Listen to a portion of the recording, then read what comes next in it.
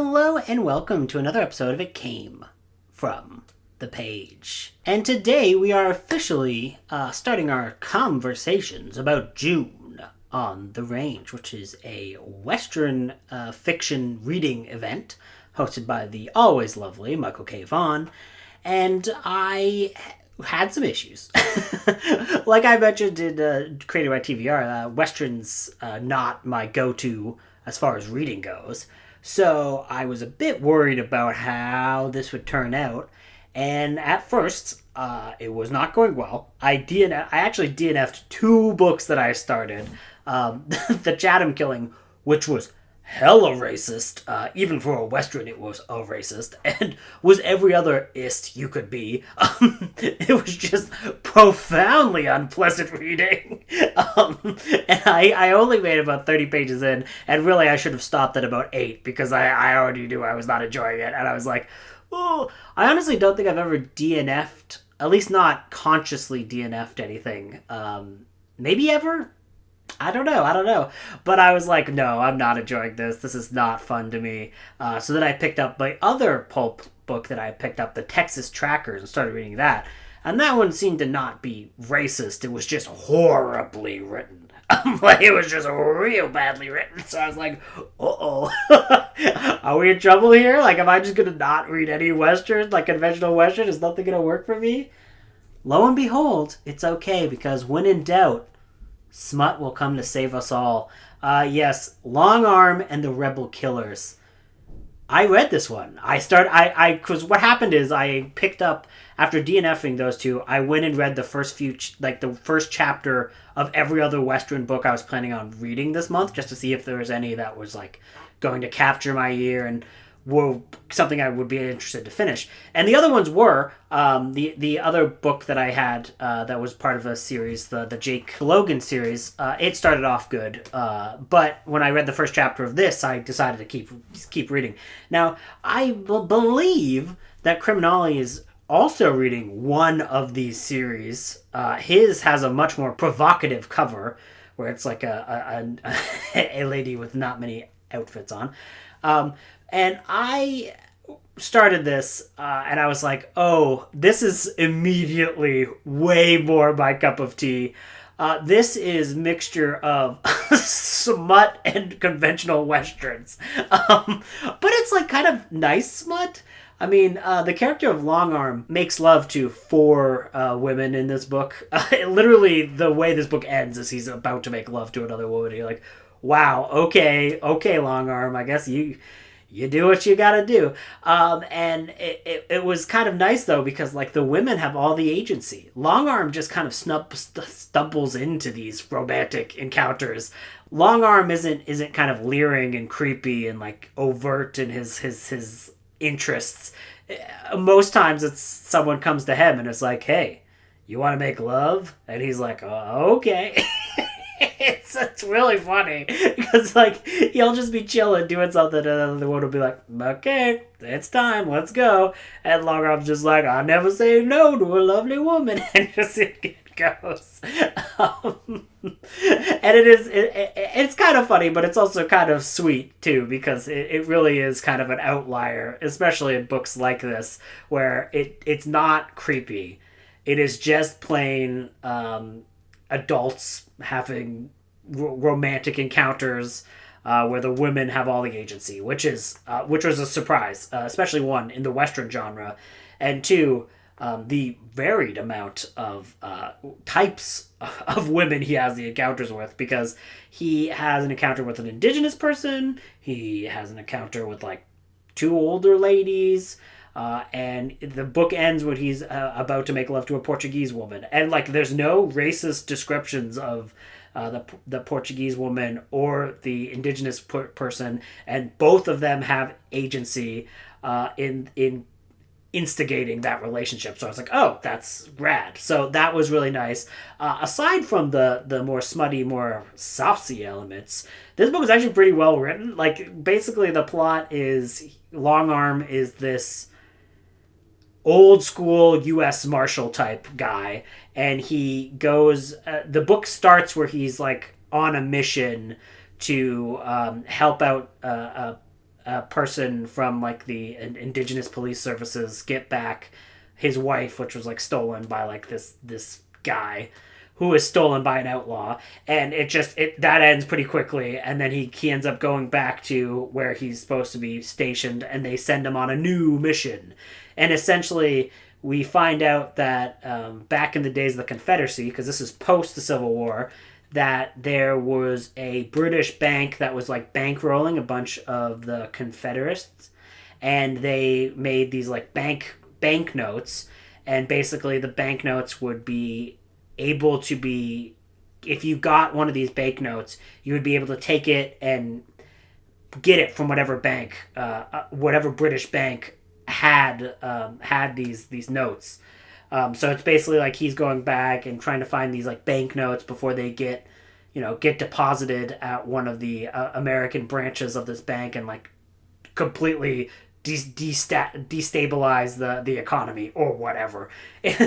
That's like not a big, like that is the main overarching plot, but there are a whole bunch of things that happen along the way.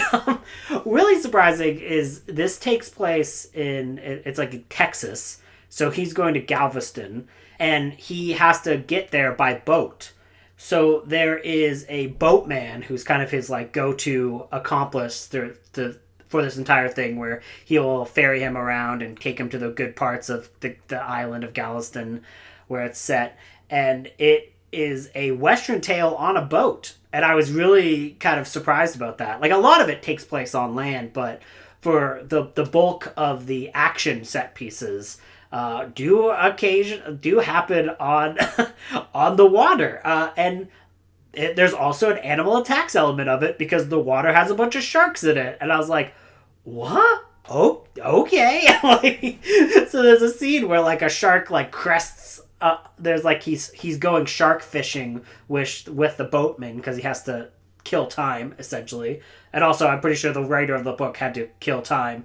They try to rope it in with the main storyline by being like, yes, I'm going to learn how to catch a real shark, and then I'm going to go in and I'm going to test myself a bigger shark. And he like lights up his like long cigar and goes, yeah, I'm going to take him out. But really, I think it's just an excuse for them to have another action sequence, because like this, so they're going fishing for the shark. We don't know what kind of shark it is, but it sounds like it's a pretty big shark. So like this shark like crests, and then he like fills the shark full of lead. And he's like, bam, bam, bam, bam. And he's like, I'm like, whoa, okay. So this is like an old west, and he just killed a shark. And the final gunfight in this also takes place in this like on this boat, where he has to like escape and like have a big gunfight with the big baddies, and there's sharks like all around. And I was like kind of surprised, because most westerns I feel like are very land based, like, because you when you think of the western, you think of like a dusty old town, right? And you get that here too. Like most good westerns, it has a really good sense of time and place, where it kind of sets this little area up very well, and you kind of feel like you're living in the locations that it describes.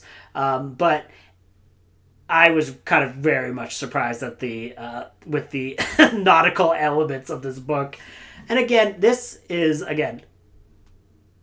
not 200. This is less than 200 pages. There are 4 smut scenes in this, and there is a little bit of plot. The plot is not that important. It's basically just Longarm finding another area where he's going to have to fight or make love. And those are like his two main goals as he goes on. Even if you're barely paying attention to the plot, they do a really good job of... I say they because this is Tabor Evans, but like the Longarm is like a super long-running series, so there was a lot of various authors who contributed, so I don't know. And I don't know the gender either, because the way that the love and romance scenes are written, I almost wonder if this might have been written by a woman under the pseudonym. I'm not sure, though, either way, so I'm just going to say them just to be safe. They have a really good way of kind of incorporating what you might have missed in the plot through normal conversations that don't feel like it's excess of exposition. So there were a lot of names dropped in this, and especially when you're reading a book like this, like I didn't pay much attention to the names. Like they'll be like, oh, I need you to kill this person, and then in a gunfight that person did die, but I didn't realize it was that person. So like, but they make it clear later on in the story. So even if you are missing bits and pieces here and there, you will get a full picture of this story for what it is by the end. So I would be interested to hear if Criminali's book, if the book that Criminali read is as good, or is creepier, or like what? Because like I said, like Tabor Evans is like a name that a whole bunch of people wrote under. So I wonder if other long arm stories are like this kind of almost progressive, really, and if they're as fun as this is. So I will be interested to see what he says. But yeah, that's Long Arm. The other two westerns that I read were actually comic books. So these are Dark Tower comic books, and this is actually these are actually both. I read these super out of order because, as you can see, the Gunslinger: The Journey Begins is recapping the very first book in the Dark Tower series, The Gunslinger, and this is like a comic book adaptation. And this is actually the final book in the thing. The problem with getting trade paperbacks, especially from libraries, is you don't really know. It didn't bother me that I read the first one and then I read the last one, and I think I have some of the other ones in between, like, coming in. Basically, it didn't bother me because I've read the book it was based on, so I know the general plot, so it didn't really mess with me that much. But if you are someone who is a stickler for that, just be known. So these are adaptations done by Peter David and Robin Firth. Robin Firth actually is a woman who wrote a series of compendiums for the Dark Tower series, and you can tell that she knows what she's talking about because there is little things This isn't just a direct retelling of Stephen King's Gunslinger book, which is the very first book in the Dark Tower series. This incorporates a lot of like little things that they hint at when Roland is recapping some of his life stories and talking to people about what his past was like. That's where they do a lot of things that are kind of different. And they do a lot of kind of little twists and turns as to what exactly is being revealed at that time. So I thought that was pretty interesting because the main plot, which is because the Gunslinger is a very simple book where it's basically a point A to point B.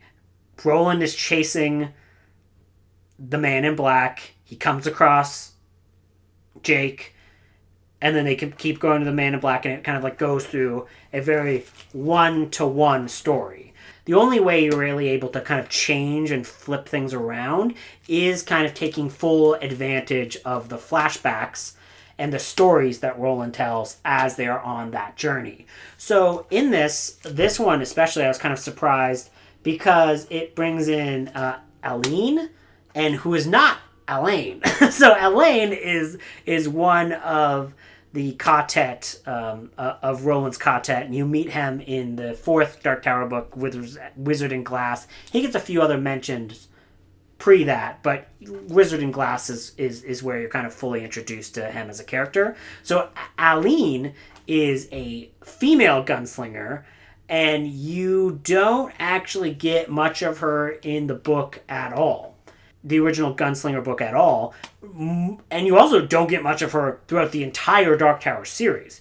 That is one of Roland's compatriots that really only get brought up once or twice in the Gunslinger and never comes up again. So I at first was like, oh, this is like a gender bent of Elaine, and they're doing something different in this adaptation. And no, I looked it up afterwards, and of course the main source for this is Robin Firth's book, where she mentions that in the early versions of the Gunslinger, Aline was actually a love interest of Roland in the past, and it was in the rewrites of the Gunslinger, which is what I read. I read the rewrite of the Gunslinger, that her role is pared down a lot and is more limited. So that is why that character has an appearance in this book and gets a final outcome for that character that you did not get in the book.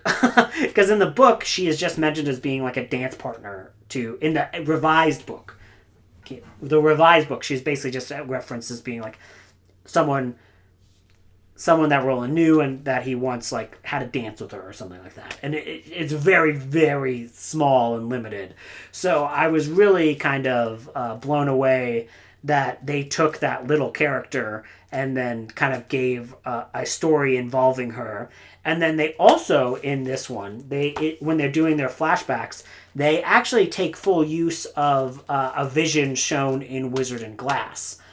In Wizard and Glass, which is the fourth Dark Tower book, as I said, at one point he's given visions of the future, and one of the visions does kind of show up in this book. It is still a little different, obviously, just by the mere factor of changing what stories he's telling people. Their reactions will be different. What they will tell him will be different. So there are differences. What's nice about the Dark Tower is the Dark Tower is a multiverse, essentially. So anything that you think in this book that's like, oh, that's different, that's not what I was told before, well, guess what? He's just going through another beam. It's another beam on the Dark Tower. Everything does not have to be recreated super faithfully. They can take chances to do that. The only thing I would have a issue with for either of these, because I think they are both pretty good. I don't think these are like amazing comics by any stretch of the imagination, but they are good. If you are a fan of the Dark Tower series, like I am, because I just finished it and want to get more, they are pretty good to do in that case. My only real complaint is that it's very wordy. There are a lot of word boxes and dialogue in this where I don't think you need it. I think the art speaks for itself. That's always kind of one of the struggles when you're doing comics, though. I'm sure when you're writing a comic book, it's really hard to find that piece, that specific element as to figuring out how much you need to tell versus showing. And I just think this book does a little too much telling. And I think you can get most of what they're trying to say in this book by merely showing the beautiful, beautiful artwork. So I think that's something to keep in mind. The art in this one is from Sean Phillips.